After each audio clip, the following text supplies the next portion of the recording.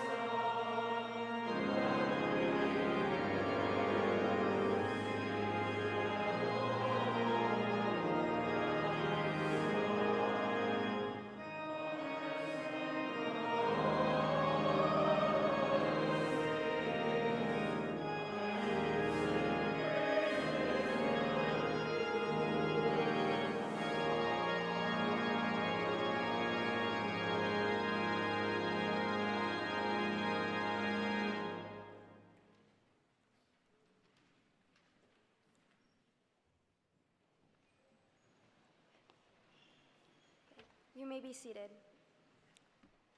Luther College is a place of connection founded where river, woodland, and prairie meet on lands that have been home to the Iowa, Sac, Fox, Dakota, and Winnebago Ho-Chunk people and their ancestors.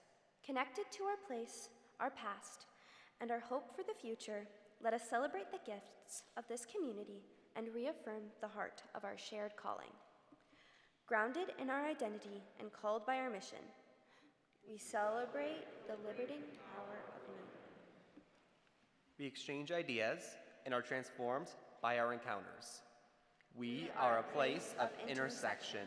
We pursue faith, we pursue truth, beauty, goodness, knowledge, and wisdom. We are a community of learners. We remain curious and encourage achievement as a collaborative pursuit. We are committed to excellence. We enrich hearts, minds, bodies, and spirits. We strive to develop whole persons. We commit ourselves to sustainability and justice. We cultivate servant leadership. We hone our passions and gifts to meet the needs of the world. We explore faith, vocation, and values. We seek to be a place where all know they belong. We are an inclusive community. We inherit values of faith, freedom of inquiry, and intellectual humility. We are grounded in tradition. We inspire and equip students to courageously serve the common good through a holistic education in the liberal arts. We are Luther College.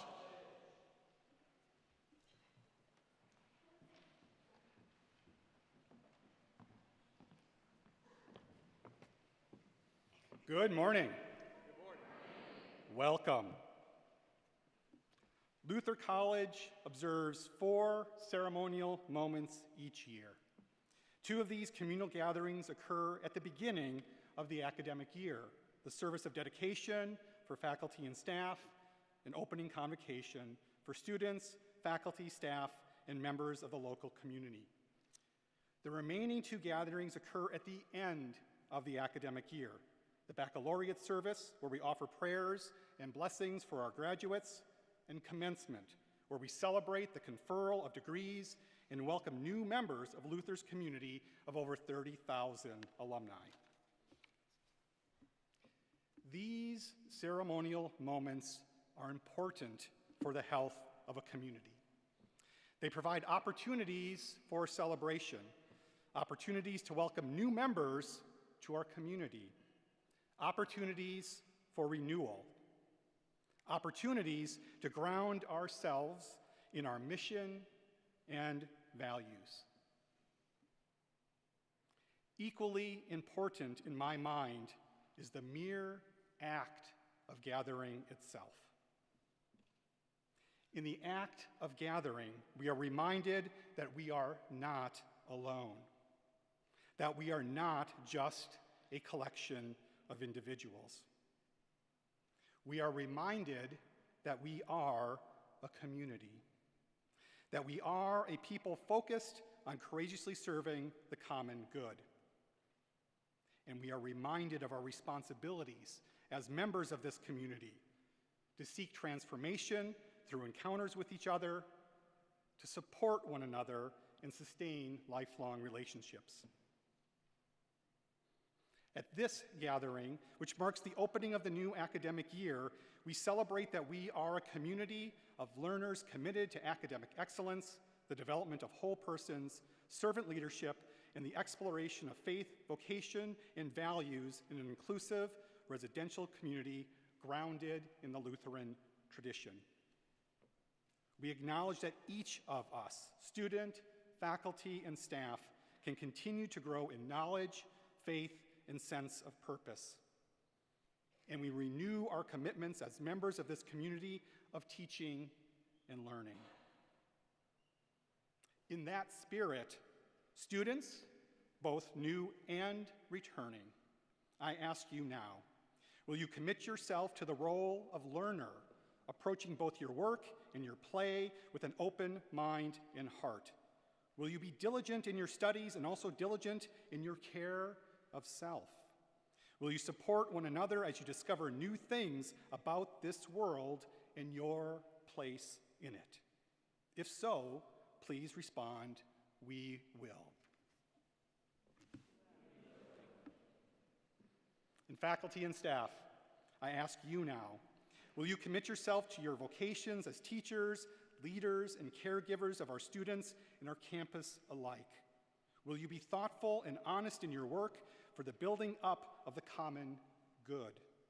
Will you aspire to learn from these students even as they learn from you? If so, please respond, "We will." Having promised each other these things in the presence of the entire Luther College community, let us join in welcoming our new students, celebrating our returning students, and marking this beginning of the new academic year.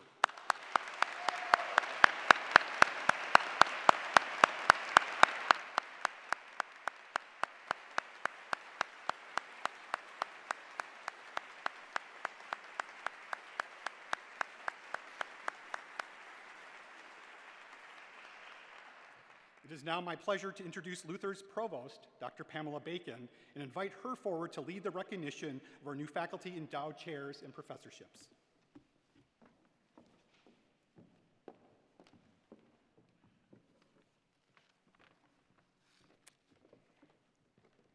Installing faculty into named chairs, professorships, or directorships is a tradition at Luther's Convocation. These positions, created by the generous gifts of those who love Luther College, are held by outstanding teaching scholars at Luther and provide those scholars with funds for special projects.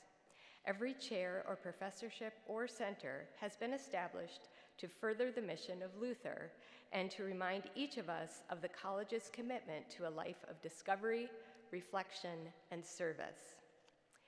The Kermit O. and Jane E. Hansen Professorship in History is named in honor of Kermit O. Hansen, class of 38, and Jane E. Hansen, class of 39, whose support for the college included an endowment gift to establish the Hansen Professorship. The award recognizes the value of educational opportunities and the quality of the academic program provided by Luther College, and in recognition of dedicated faculty in the area of history who have influenced the Hansen's lives and careers. The Hansen Professor in History is Richard M. Tisi.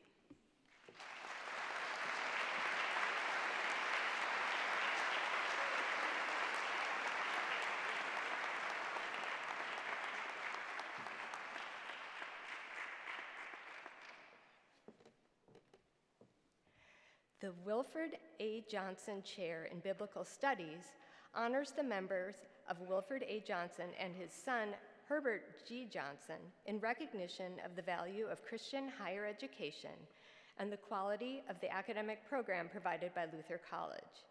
The chair was established by resolution of the Board of Regents in appreciation for the significant support and commitment from its former member, Herbert G. Johnson, and his spouse, Catherine O. Johnson, and in recognition of the interests of the donors.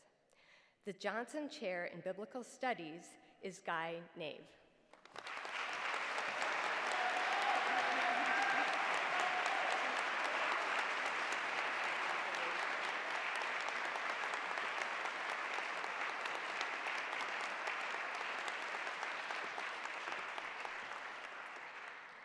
The Dennis M. Jones Chair in the Humanities, named in honor of former Luther College professor of English, Dennis M. Jones, is awarded to a member of the Luther faculty who honors the values and traditions of the humanities, enriches the intellectual life of students, and provides academic leadership in the humanities.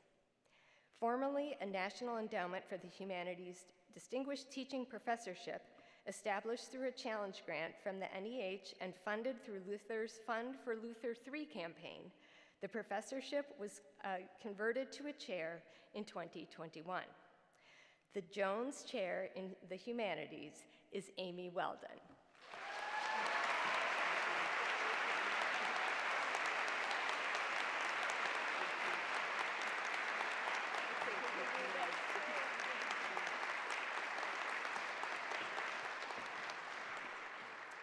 The Reverend John and Barbara Mellon Professorship in International Studies was established by the Reverend John Mellon, class of '70, and Barbara Mellon.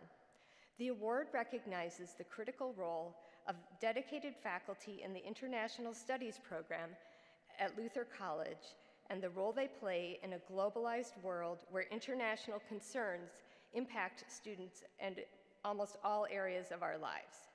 The Mellon Professor in International Studies is Orchan Selchuk.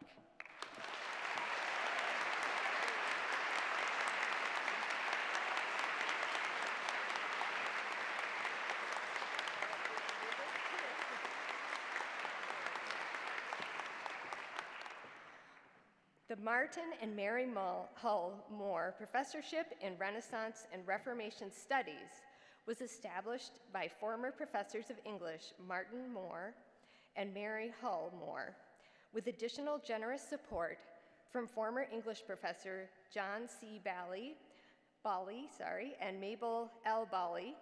The award recognizes the strong tradition in the humanities that has characterized Luther College from its beginnings, as well as the ways the Renaissance and Reformation continue to shape attempts to define the limits and potentialities of what it is to be human. The Moore Hull Professor in Renaissance and Reformation Studies is Robert Christman.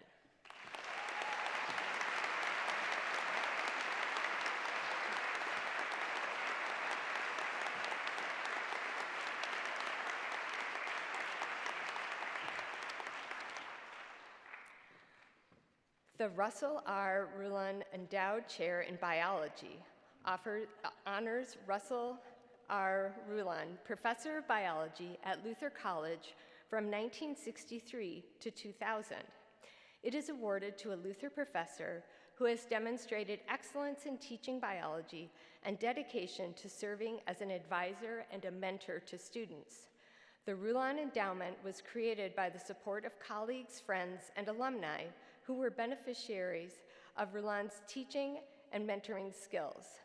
The Rulon Chair will devote part of their professional time to a project that will enhance the training of students in science.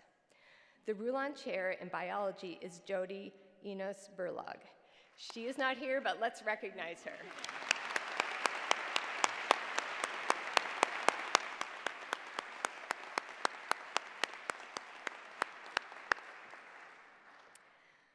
The Wardell Professorship in Sociology was established through a generous endowment gift by Mark Wardell, class of '68.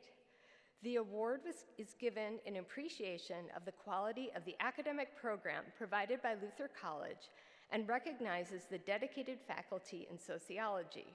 The Wardell Professor in Sociology is Shar Kunkel.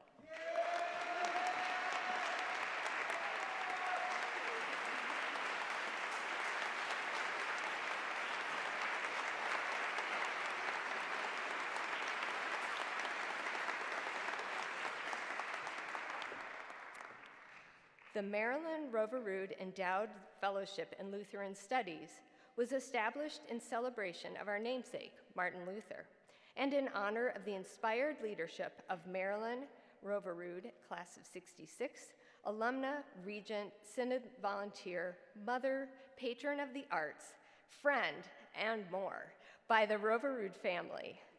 As a liberal arts institution and college of the church, Luther embraces a way of learning described by Dr. Darrell Jodak as the third way, committed to academic freedom to seek the truth, respectful of other faith traditions, and disciplined to seek whatever will truly serve the needs of the neighbor and make the world more trustworthy.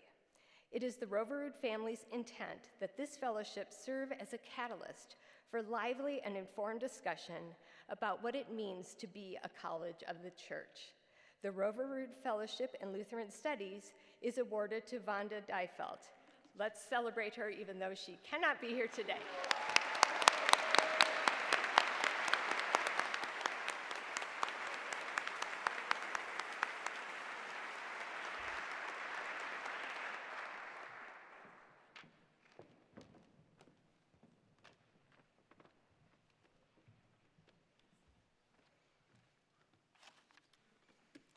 Good morning. It is my honor this morning to introduce our distinguished speaker for our convocation, Camara Lundestad Joof. Camara Lundestad Joof is one of Norway's most dynamic and essential contemporary voices in literature and theater.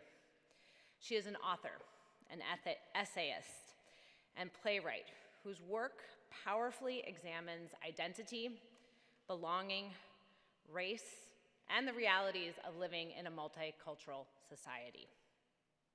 Her acclaimed text, I talk about it all the time, is based on her own lived experiences and which challenges audiences to reflect on the everyday presence of racism and the importance of empathy, courage, and dialogue. In addition to her creative work, Camara has taken on a prominent public role in Norway, serving on cultural councils and advocating for broader representation in the arts. Her writing, whether for stage or for the page, consistently engages with urgent questions, like who gets to tell the story that shapes our communities? How do we create spaces where everyone belongs? And what responsibility do each of us carry in the ongoing work of justice? At Luther College, we ground ourselves in the mission and in a commitment to community, curiosity, and courageous engagement with the world. Camara Lundestad Joof's presence with us today embodies all three. Her voice invites us to consider not only how literature and art reflect society, but also how they can shape it, calling us to be more attentive, more just, and more humane. Please join me in warmly welcoming Camara Lundestad Joof.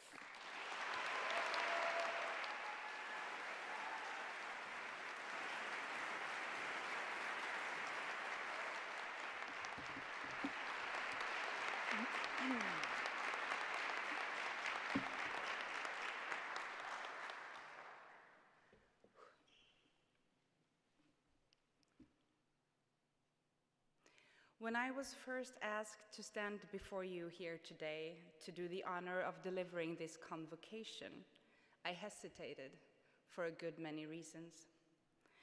I was asked to do this in the early fall of last year. I had just given birth to my son. I was on maternity leave. Your elections were dominating the news cycle of every news station in the world, as you are wont to do. And I had no idea what kind of United States of America I would be agreeing to travel to. Honestly, I still don't. I understand that I don't understand your country. I have dedicated my career to not talk about you. In Norway, there is an inevitability in that you cannot use the word racism without being interrupted and dismissed with America. It is difficult to talk about discrimination without being accused of importing your culture wars. It is hopeless to talk about structural challenges without it being labeled identity politics. And it is vexing how we have become unable to carry conversations about justice, about inequity, without having it described as woke. But I can assure you that you do not hold the patent on inequality, though you do have your own definitive brand. I don't know if this makes you feel better or worse. So I have devoted my work, my writing, to finding a language outside of you, trying to distill the essence of what is utterly Norwegian, Nordic, Scandinavian in how we treat each other, what we owe to one another, how to converse without the mentions of you. And then you call and invite me to cross the Atlantic to say, what? I hesitated because I only have the Norwegian equivalent of a high school diploma. This is a college. Traveling across the globe to go traipsing about in academic settings always makes me ask myself the question, am I even good enough to have imposter syndrome? Thankfully, writing this speech was not my first encounter with all-consuming, crippling doubt. When I became the playwright in residence at the National Theatre of Norway, some colleagues forgot that we were acquainted, that we were Facebook friends. I saw in the comment sections of the status updates of people I had admired and looked up to that some were not happy for me or for the state of Norway. An author I respected wrote, "It is so disappointing to see the National Theatre sacrifice artistic integrity on the altar of political correctness and affirmative action. Has anyone even read any of her works? Can she even write? Can she even write? Can I though? Can I write?" Every word I put to paper after that felt like a mockery. A sentence might be good, but was it good enough for the National Theatre? Was it good enough for the nation of Norway? No. And if it was not perfection, then it was rubbish, and that meant failure. And I could not afford to fail, and so for months I became unable to write. Time may not heal all wounds, but time will bring you closer to your deadlines. And when it runs out, the only thing that has worked for me so far is to flip it and reverse it. Rename, rebrand. I was being paid to be put up on the national stage as the playwright laureate of a country that won't even accept my father's family's Gambian passport, without even knowing how to write? I'm gonna travel across the Atlantic to talk out of my uneducated ass to these college students forced by their professors to read my book, me, a high school graduate that can't even write? Damn, girl. And so I give you the coping mechanism of my career, the hustler syndrome. In every room, you find yourself panicking that you're gonna be found out, that you don't belong, that you being here is a mistake that they are going to call you on. If any of you are feeling this today, remember that if you are here, that means that you have managed to deceive every single one of the people that should have seen through you up until this moment. And that, my friends, is something to be proud of. You got all these fools fooled. I said yes to come here because I feel a bit envious of you on this day, with all the possibilities that are opening up before you. Not of your student debt. Your educational system is broke in America and you should all be rioting. But I'm envious of this time and space. These years are a privileged period of exploration, of testing, and most importantly, of failing. Failing is not a natural talent. It is something that has to be practiced. Having the space and time to fail is a gift. Having the capacity, the bandwidth to open oneself up to the possibility of failing is the only way to create something new. It took me years and years to unlearn the fear of failure. And I do think that I would have been braver earlier, trusted my instincts earlier, a better writer earlier, if I had had the space as the one you are carving out for yourselves right now. This is what studying is for. Failing in an uncontrolled, controlled environment. Failing and getting feedback. Failing, trying again, and failing better. So while you are here applying yourself, I am grateful for the opportunity to give you some advice from one hustler to a generation of future hustlers from across the ocean. Beware that some words might try to hold you hostage, that some expressions will try to impress their supposed neutrality on you and make you conform. Quality, and especially the artistic kind, will always be colored by what you have been exposed to and what you have consumed, and then dirtied up with something as fickle as taste. If someone insists to have the answer key as to what is and what isn't quality, without talking about culture and plurality, they are a less interesting critic than you deserve. Professional. what it looks like, what it sounds like, and when something transformed from amateur to certified, and who gets to decide what's what and when what is as often a part of a salary negotiation as it is another way for the mean girls from the schoolyard to let you know if you're invited to the party. If what you want to do don't fit into their framework, but you are meticulous and you do it well, keep on keeping on. Risk. Know that everyone, absolutely everyone, has a different understanding of what that word entails. Every single happenstance in your life has been part of forming what you will understand as low risk or high risk, if something is perceived as a gamble or a done deal, what is vulnerable, what is unsure, and what is perceived as safe or whom. So, first and foremost, be careful with your language, not your grammar. It's nice to use correct punctuation, but that's not the essence of writing. Errors are a natural part of language learning and development.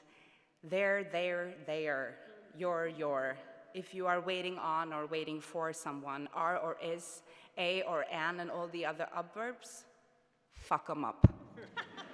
Create your own words. The English language has already colonized the world. Others can be the defenders of its perfection. So make your language your own. Just make yourself understood. Do not hold your peace. Speak up.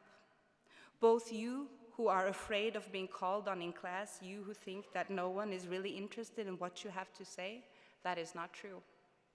And you who lie awake at night, tossing and turning over the fact that you talk too much again, you spoke too much, the words just galloped out of your mouth, tripped over your tongue, and you did not plan for what you were going to say, but still you just said it. And as we say in Norwegian, you who talked a hole in your own head, I promise you, you didn't. Either way, it doesn't matter whether you talk too much or too little. Your voices are not noise.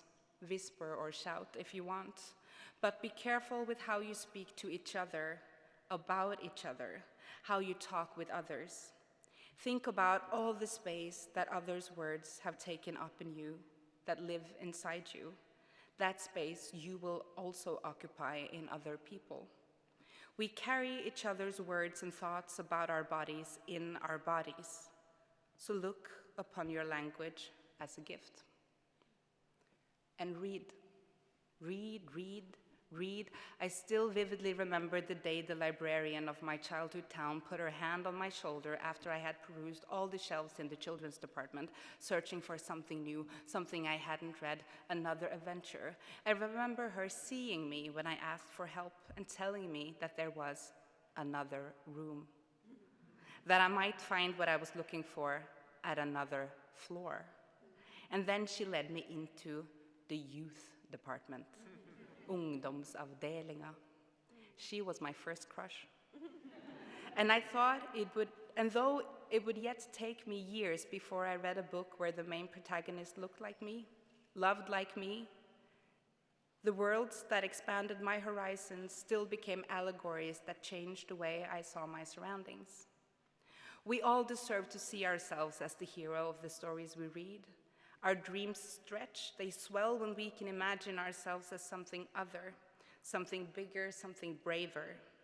But it is also a privilege to transform the self by approaching the world from the perspective of the unfamiliar, to celebrate the discovery of the other. If one is unable to conceive someone else, someone other than oneself as the hero of the tale, if you are unable to envision something completely apart from you as the focal point of a story, it is a crime against your imagination. Then the uniformity of narratives you have been given has stolen something from you. So read. Read, read, read to pull yourself outside of yourself, to stand firm in your own self, to dream yourself away into something else, into someone else. Read to sharpen your arguments, read to find out that you were wrong. Read every single book those that have power over you do not want you to read. Read to bolster your resilience. Read to get better at writing. Read for fun. Read romance and fantasy, romantasy, horror, sci-fi, mystery novels, poetry, magazines, essays, short stories, newspapers, non-fiction, comics, plays. Read from cover to cover with the scent of dust in between your hands. Read on your mobile, on a tablet. Listen to an audiobook. Read with your ears. Read it aloud. Have someone read for you. Read for someone else. Read it with your fingers in Braille. The libraries are yours. Use them. Defend them. And look at art. Go to museums, to the theater, to concerts. Know that most of the institutions have youth or student discounts, that the shamefully expensive tickets are cheaper when you want them, because the institutions know that they need you more than you need them. Because you will come to look at art, and you will make art, and you will create your own genres, and your own expressions, and your own eras. What doesn't exist yet will be created by you, but not necessarily at the Kennedy Center or at the Guthrie Theater. You will make it wherever you want. So traditions are maybe peer pressure from dead people, but I want to make a case for those dusty old buildings, because we must meet. We must sit in rooms together and disagree. We must laugh and cry together, because the next pandemic, if the bird flu doesn't get us first, will be one of loneliness. And the only vaccine against that is each other. So take these houses, these communal spaces, which you all pay for when you start paying your taxes, and make them yours. Be impatient, make demands, take ownership. Go in and figure out what you like, and even more importantly, what you don't like, and find out why you don't like it, why one painting can make you cry and another can make you angry, furious, and allow yourself to be surprised by what you can end up creating after admiring something someone else has made. And be careful about who made it. Maybe one piece of advice should be stand up for what you believe in, but most of all, be cautious about what you believe. While consuming the artificial, in exposure to the generated, tangling with the automated, ask questions, even stupid ones. Somebody has probably tried to tell you that there are no stupid questions. Of course there are. My God, there are so many stupid questions. Annoying questions, plain dumb questions, bothersome, intrusive questions. But if you are in doubt, if something seems too good to be true, it probably is. If something confirms your worldview so perfectly that it feels like it was made just for you, it probably was made just for you. So ask them, all the questions. Plaster your question marks everywhere. You can bet that others around you are wondering the same thing, the emperor's new clothes and all that. And by being the one that dares to ask, you might not only stand up for what you believe in, but you might also stand up for someone else, even if it's uncomfortable, maybe especially when it's uncomfortable.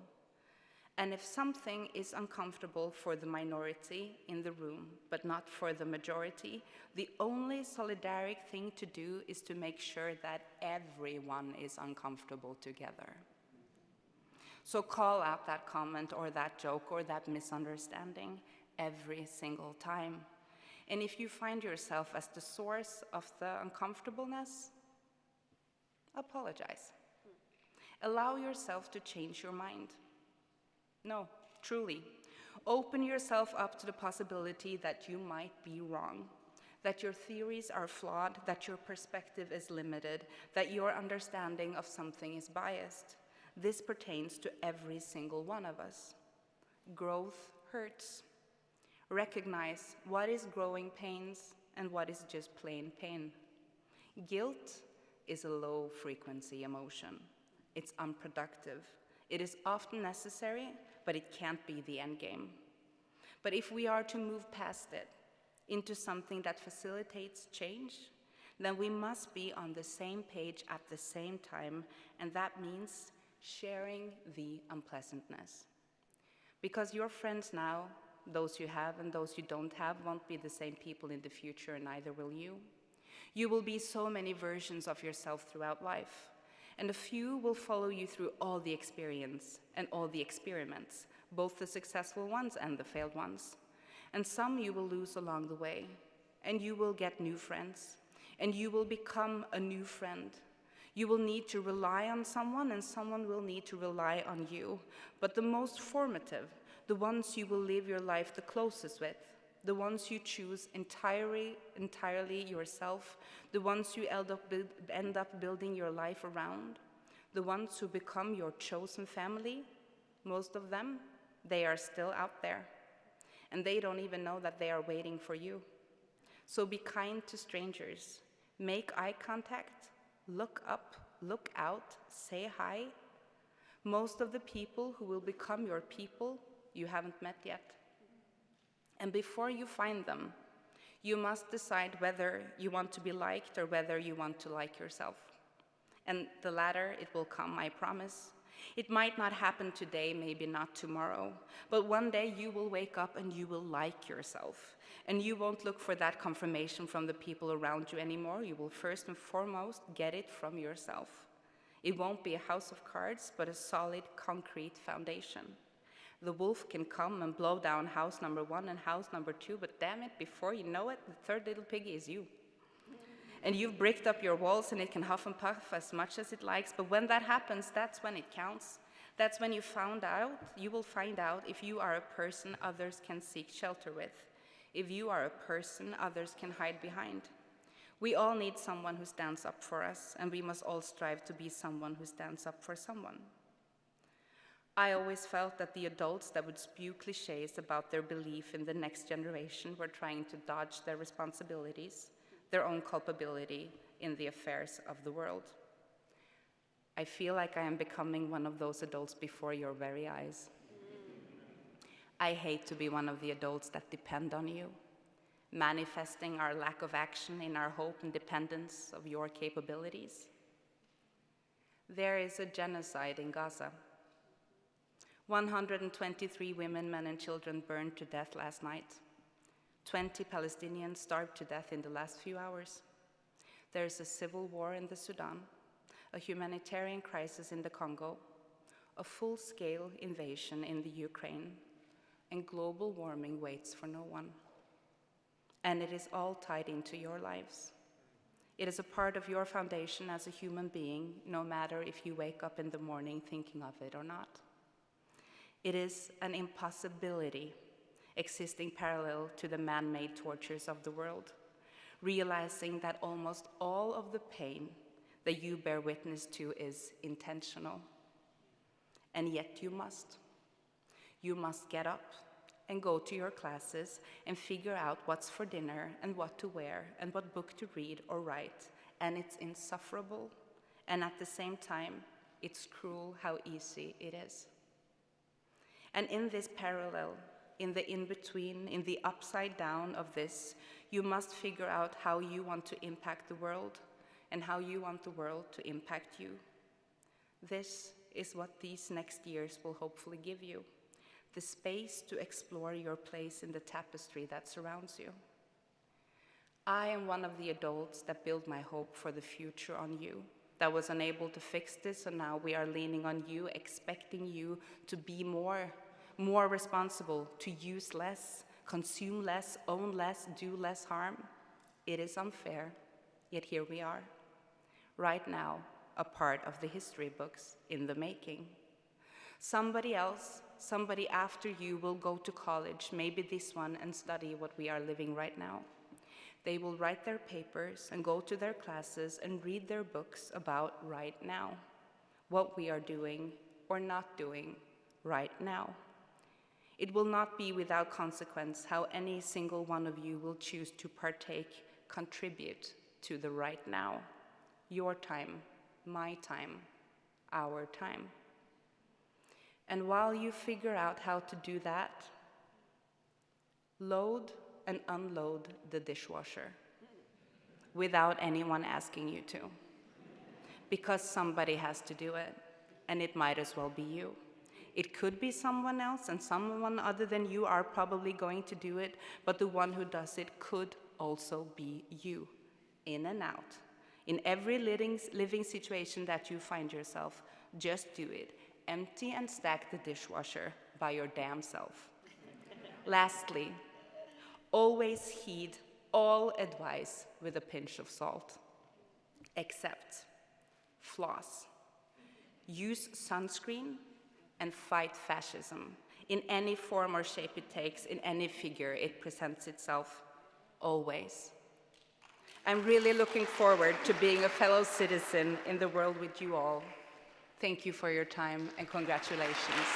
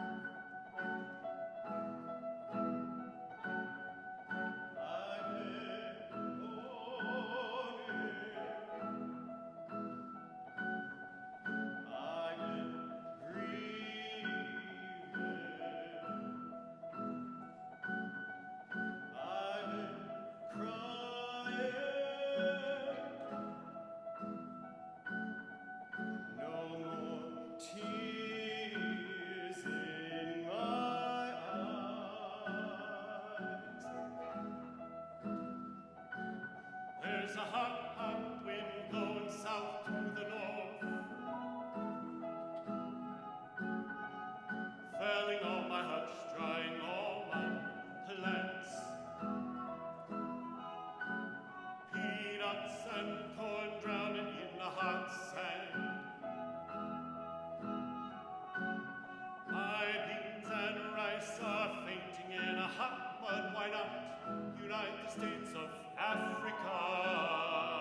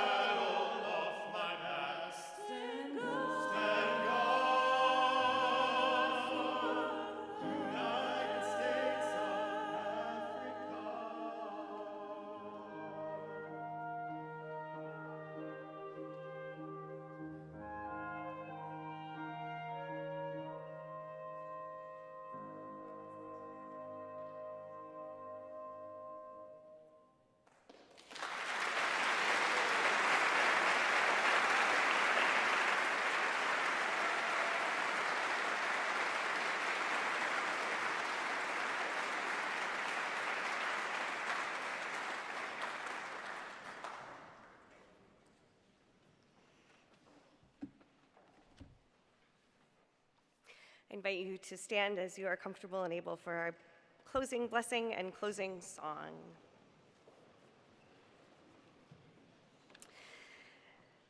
And now the God of steadfastness and encouragement grant you to live in harmony with one another. The God of hope fill you with all joy and peace in believing, so that you may abound in hope and wonder. And the God of all grace bless you now and forever. Amen.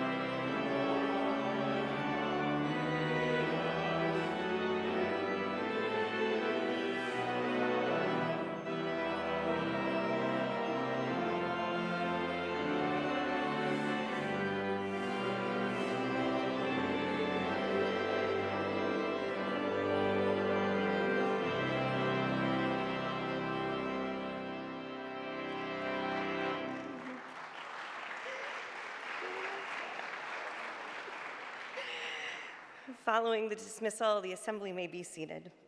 Go now in peace to love, to learn, and to serve. Soli Deo Gloria, thanks be to God.